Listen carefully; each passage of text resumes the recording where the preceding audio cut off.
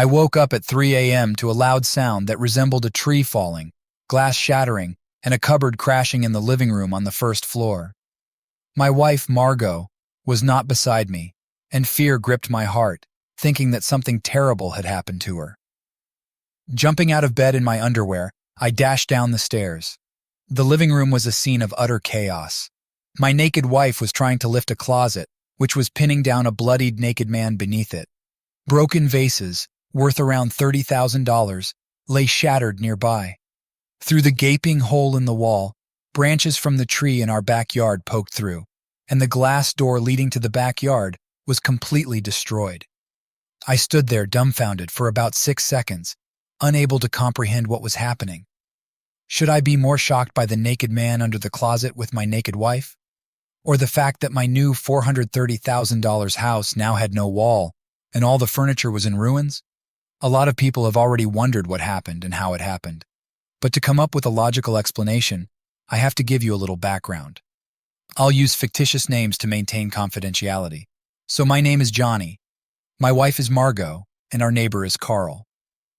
Let VDJTM start from the beginning. I'm a practicing medical psychologist with 3 years of experience, and Margot is a nurse. We lived in Ohio, and together made about $200,000 a year, me $135,000, and her about $65,000. Our 2 children were 3 and 10 months old.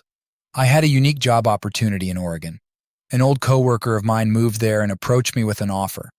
The salary was $115 per hour, totaling $240,000 per year, with up to $40,000 in bonuses per year, a $20,000 sign-on bonus, a $10,000 relocation bonus, $401k in pension, 6 weeks of vacation, no weekends or holidays, and $25,000 per year for any student loans. Nurses there make really good money too, have better working conditions, pensions, and free health care. My wife VDJTM's income would more than double. Our household income would more than double. And even with the cost of living differences, we would be significantly ahead of where we were now. The problem was that my wife absolutely refused to move. She said we didn't need the money.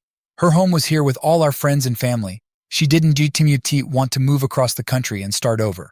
She wanted our kids to be close to family, and her grandparents probably had 10 years left, and she wanted to be close to them and see them often.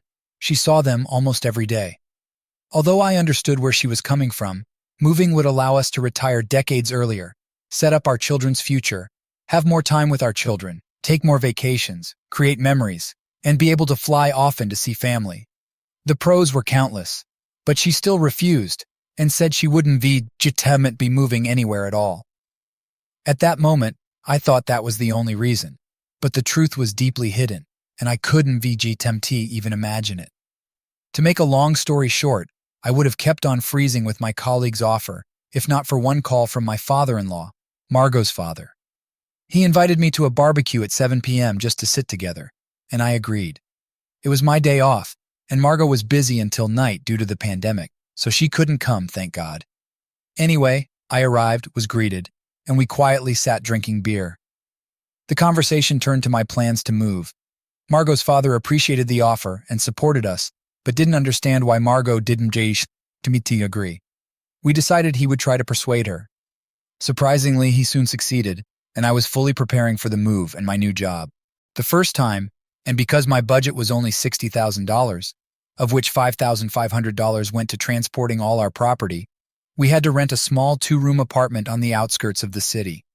We had almost everything we needed, so we didn't have to buy any furniture. We rented for the first half of the year for $45,000, which was pretty good under the conditions offered. We lived like that for a year and a half. The children grew quickly, and by then, they were already 2 and 3 years old, so we needed to move into a proper house. The new job gave us a big boost, and we modestly bought a 2-story house on Margot's recommendations in a prosperous neighborhood for $430,000. I raised another $100,000 over a year by selling cryptocurrency, which allowed us to gather the missing amount. My wife and I had been living in our new house for a month and a half, and a lot had changed in our family since we moved in. Life in our new house was supposed to be the start of a bright future. We had upgraded our lifestyle, and our financial situation was better than ever. For a while, everything seemed perfect. The neighborhood was safe, the house was beautiful, and our children were thriving. However, it wasn't VJ/TMT long before I noticed some changes in Margot DJ/TM's behavior. At first, it was subtle. She became more meticulous about the house, constantly inspecting every inch of it. One day, I found her scrutinizing the backyard fence. When I asked her what she was doing, she mumbled something about the fence being fraudulent and needing to ensure its quality. It struck me as odd, but I didn't think too much of it. Margot was always particular about details. The next strange thing she did was install several security cameras around the house. Our neighborhood was known for its safety, with virtually no crime, so her actions seemed unnecessary. She installed one camera on a tree in the backyard, climbing 15 feet to hang it herself. When I questioned her, she said it was to monitor the backyard, but it didn't make much sense to me. Nevertheless, I let it go, assuming she was just being extra cautious in our new environment. Despite these quirks, our daily lives continued smoothly. I was busy with my new job, and Margot was adjusting to her new work environment as well. Our children were settling into their new routines, making friends at daycare, and exploring the new neighborhood. The move had been stressful, but it felt like we were finally finding our rhythm again. Then, one night, everything changed. I woke up to the commotion downstairs and discovered the unbelievable scene in our living room. My wife, naked, trying to lift a closet that had fallen on a naked man, our neighbor Carl, who was bleeding and lying on the floor. Broken vases and the gaping hole in the wall added to the chaos. The reality of the situation hit me like a ton of bricks. My wife was cheating on me, and the affair had somehow led to this disastrous event. As I stood there, Margot started apologizing frantically. I could barely comprehend what she was saying. She was trying to explain, but her words were jumbled and didn't make sense. I was angry, confused, and deeply hurt. I demanded to know what had happened, and after a moment, Margot confessed that she had been having an affair with Carl. The revelation was shocking. Margot admitted that she and Carl had been seeing each other for a while, even before we moved. She explained that Carl had followed us to Oregon, and they had been continuing their affair in secret. The story of that night was even more bizarre. Margot had planned for Carl to come over, but since I had installed an alarm system that only I could access, they had devised a plan for Carl to climb over the fence using a hook Margot had installed on the tree. Carl, in his hurry to leave, had climbed the tree but lost his balance, falling towards the house and crashing through the wall, dragging the closet with him. The force of his fall had caused the chaos in the living room, and that times how I found them. Hearing all this, I was devastated. Margot DTM's betrayal was a blow, but learning that she had orchestrated such a reckless plan added to the pain. Our children were upstairs sleeping, blissfully unaware of the turmoil below. I couldn't believe the extent of her deceit and the danger she had put our family in. In the aftermath of her confession, I struggled to process everything. My mind was racing with questions and emotions. How long had this been going on? Were our children even mine? What would happen to our family now? The shock and betrayal were overwhelming. The next few days were a blur of emotions and difficult conversations. Margot moved out, taking refuge with a friend while we figured out the logistics of our separation. Our children stayed with me, and I did my best to shield them from the turmoil.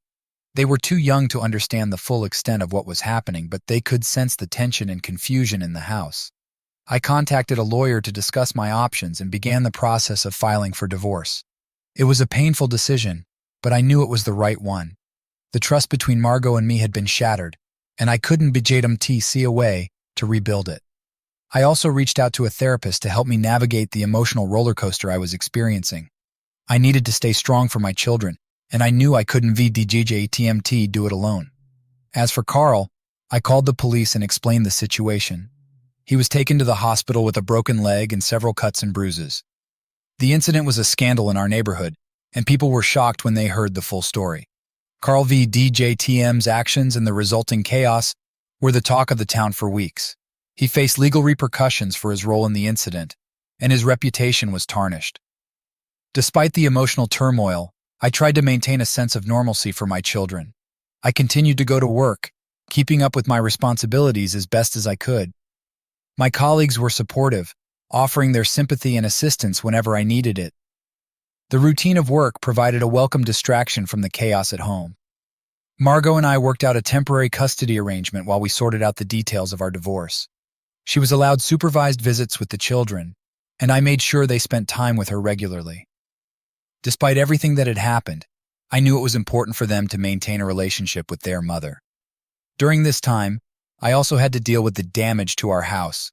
Insurance covered most of the repairs, but it was a lengthy and frustrating process. I had to coordinate with contractors and deal with the mess, all while trying to keep things as normal as possible for the kids. The house felt different now, tainted by the events of that night, but it was still our home, and I was determined to make it a safe and happy place for my children. As the days turned into weeks, I began to settle into my new reality. The divorce proceedings moved forward, and Margot and I communicated mainly through our lawyers. We agreed to sell the house and split the proceeds, which would help us both start anew. It was a difficult decision, but necessary for a clean break. I focused on finding a new place for the children and me, somewhere that could be a fresh start for our family. During this period, I spent a lot of time reflecting on the past and the series of events that led us to this point. I thought about the signs I had missed and the trust I had placed in Margot. The betrayal still stung deeply, but I was determined not to let it define my future. I had my children to think about, and they needed me to be strong and resilient. I leaned on my support network more than ever. Friends, family, and colleagues offered their help and encouragement. My therapist helped me work through my feelings of anger, betrayal, and sadness. These sessions were invaluable, providing me with tools to cope and strategies to rebuild my life. I also made a conscious effort to stay active and engaged, both for my sake and for my children's. Meanwhile, the children were adjusting to the changes in their own way. They missed their mother, and their young minds struggled to understand why she wasn't living with us anymore. I did my best to explain things in an age-appropriate manner, reassuring them that both parents loved them very much. I made sure they had regular visits with Margot, supervised at first, until we could establish a more stable arrangement. Work continued to be a refuge for me. The routine and structure helped me stay grounded, and I poured my energy into my job. The respect and recognition I received from my colleagues and patients were a source of affirmation during this tumultuous time. My career, which had brought us to Oregon in the first place, became a cornerstone of stability as I navigated the personal upheaval. As the legal process unfolded, Margot and I gradually established a more amicable co-parenting relationship. While the pain of her betrayal would always be there, I understood the importance of working together for the sake of our children. We developed a schedule that allowed the kids to spend time with both of us, ensuring they felt loved and supported despite the changes in our family dynamic. A year passed since that fateful night, and life had begun to stabilize. The house sold, and I found a new home that was perfect for the kids and me. It wasn't as grand as the old house, but it was cozy and filled with potential. The children adjusted well to their new surroundings, and the move seemed to mark the beginning of a more peaceful chapter in our lives. Margot and I had settled into our roles as co-parents. Despite everything, we maintained a civil relationship for the sake of our children. We communicated regularly about their needs, school activities, and health. The arrangement wasn't always easy, but we managed to find a balance that worked for everyone. The new home offered a fresh start. I took the opportunity to make it our own, involving the kids in decorating their rooms and choosing furnishings. It was a therapeutic process for all of us, transforming the space into a true home filled with love and new memories. My professional life continued to thrive. The stability of my job, combined with the support of my colleagues, helped me through the difficult days. The work was fulfilling, and I took pride in helping my patients navigate their own challenges. The empathy and understanding I gained from my personal experiences made me a better therapist, and I found solace in making a positive difference in others' lives. In my personal life, I began to explore new interests and reconnect with old friends. I joined a local running club, which became a great outlet for stress relief and social interaction. The physical activity and camaraderie were exactly what I needed to rebuild my sense of self. I also started cooking more, experimenting with new recipes, and enjoying the simple pleasure of preparing meals for my children. The kids were flourishing too. They made new friends at their school, and their laughter filled our home with joy. We spent weekends exploring parks, visiting museums, and enjoying simple family activities. Our bond grew stronger with each passing day, and I cherished the moments we shared. Through it all, I learned valuable lessons about resilience, forgiveness, and the importance of focusing on what truly matters. The journey had been painful, but it also revealed inner strengths I didn't know I had. My children were my anchor, and their well-being was my top priority. One evening, as I tucked the kids into bed, I reflected on how far we had come. The chaos and heartache of that night felt like a distant memory. We had rebuilt our lives, and while there were still challenges ahead, I was confident in our ability to face them together.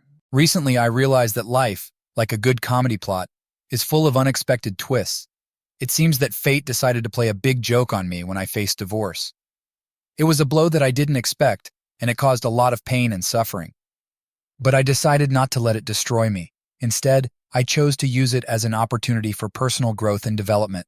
After all, as they say, what doesn't kill us makes us stronger. I understood that it's important not to dwell on what happened, but to move forward. It was difficult, but I persevered, learning from my mistakes and striving for a better future. And now looking back, I can say that divorce was just one stage in my life that made me stronger and wiser. I don't regret the past because it has made me who I am today. So if you have experienced divorce or any other difficult challenge, don't let it define your future. Be brave, vigilant, and open to new opportunities. Because it is in difficult times that we can find ourselves and discover true happiness.